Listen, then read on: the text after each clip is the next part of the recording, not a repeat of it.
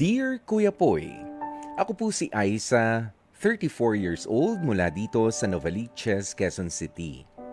Kasalukuyan po akong naka-leave dahil katatapos ko lamang manganak sa bunso namin ng mister kong si Roger. Aminado akong kahit may trabaho ang asawa ko, ay kulang na kulang pa rin ang kinikita namin sa pang-araw-araw na gastusin sa bahay. Sa totoo lang, naawa na nga po ako kay Roger dahil alam kong pagod na rin siya sa paghahanap buhay. Idagdag pa na palagi niya akong inaasikaso at inaalagaan kasama ang anak namin.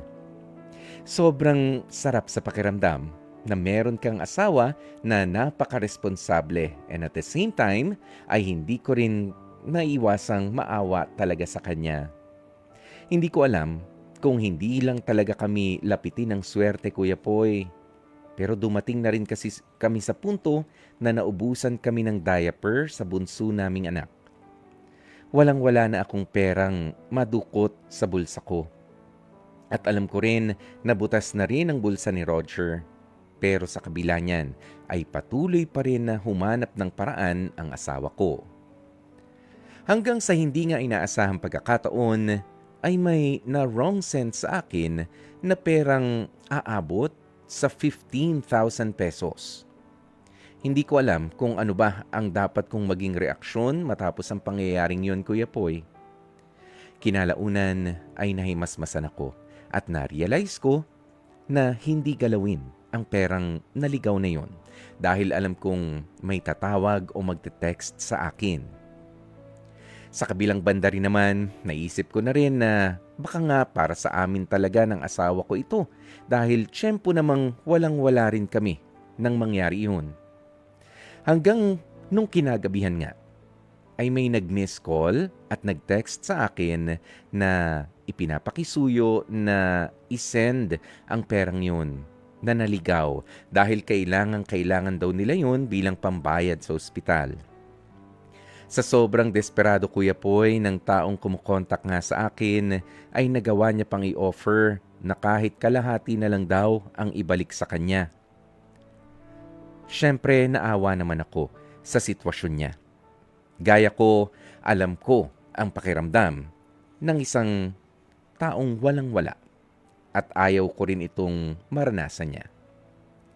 Kahit hindi niyo po ako tanungin, Kuya Poy, ay may halong pagsisisi pa rin naman ang ginawa kong yun matapos kong hindi tanggapin ang offer ng taong pinagsaulian ko ng pera.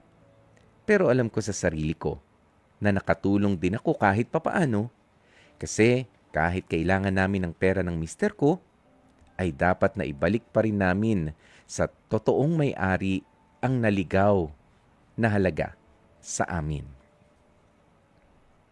Hanggang dito na lamang po ang story ang ibabahagi ko sa inyong programa. Maraming salamat po sa pagkakataon.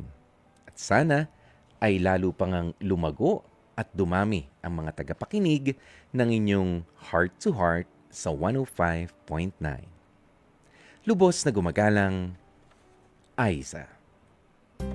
Mga kapatid, pakinggan po natin ang kwentong ibinahagi ni Aiza kasama ang kanyang asawa na si Roger at ang kanilang binubuong pamilya na sa likod ng kanilang paghihirap nga rin sa buhay nitong si Roger. Sabi niya talagang kinakapus-kapus kami sa pera pero nung may naligaw sa kanila na halaga nung pagkakataon na yun talaga hong nakakatukso. Totoo naman yan, nakakatukso na, ay hindi, naligaw na to, nandito na to, ano ba naman yung hindi ko na lang sagutin yung tawag. Pero mas pinahalagahan nitong si Aiza at ni Roger ang kanilang integridad. Opo, at sana nga ay dumami pa ng dumami para sa ating mga nakikinig at mga nanonood ng programang ito. Ang kumilala at wag namang mawala yung integrity. Okay, na tinatawag o yung prinsipyo natin sa buhay na kapag ka mali, mali. Kapag ka tama, yun ang dapat gawin. Kahit pa nga sa tingin ng iba ay, pwede na yan, wala naman nakakakita 'di ba? O kaya naman madali namang i-deny 'di ba? mahalaga po sa isang tao ang merong integridad. Kahit pa nga ikaw ay parang pinipit-pit pa ng panahon sa mga pagsubok na ibinibigay sa iyo. You have to be morally upright. Okay? At mas masarap yan na mabuhay na ikaw ay walang nasasagasaan tao.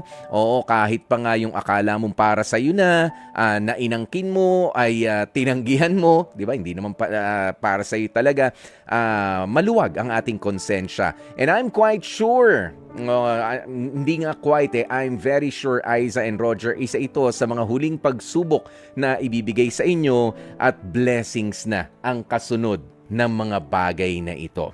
Okay? Oo, nasubukan na ng Panginoon kung gaano kayo ka-honest, kung gaano hindi nyo pababayaan ang inyong dignidad. Kaya mag-smile kayo at ipagpatuloy ang ating pagiging mabuting tao.